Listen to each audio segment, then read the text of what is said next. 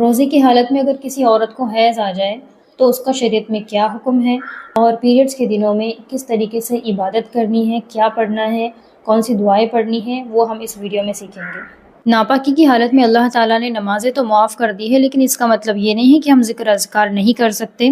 ناپاکی کی حالت میں ہم ذکر اذکار کر سکتے ہیں۔ سب سے پہلا کام جو ناپاکی کی حالت میں آپ کو کرنا ہے وہ ہے آپ 24 گھنٹہ باوضو رہیں گے۔ دوسرا کام آپ کو یہ کرنا ہے کہ جب بھی نماز کا وقت ہوگا اس وقت آپ اچھی طریقے سے وضو کریں گے۔ جہاں پر آپ نماز پڑھتے ہیں آپ اس جگہ بیٹھ جائیے، یا پھر کسی اور جگہ بھی آپ بیٹھ سکتے ہیں، اور وہاں پر بیٹھ کر آپ کو اس تسبیح کو پڑھنا ہے اتنی دیر تک جتنا وقت آپ کو نماز پڑھنے کے لیے لگتا ہے۔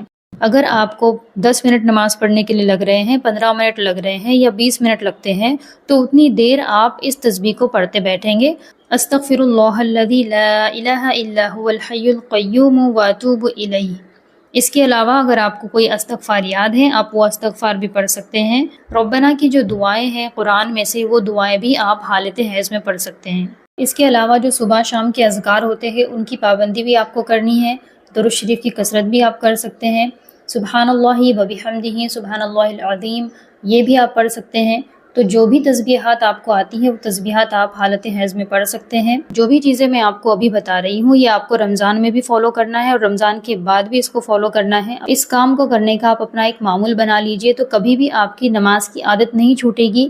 یہ وہ ساری چیزیں تھیں جو آپ کو ناپاکی کی حالت میں کرنی ہے۔ اب روزے کا کیا حکم ہے ہم وہ جانیں گے۔ رمضان شریف میں اگر کسی کا روزہ ٹوٹ جائے تو شام تک کھانے پینے سے رکے رہنا واجب ہے۔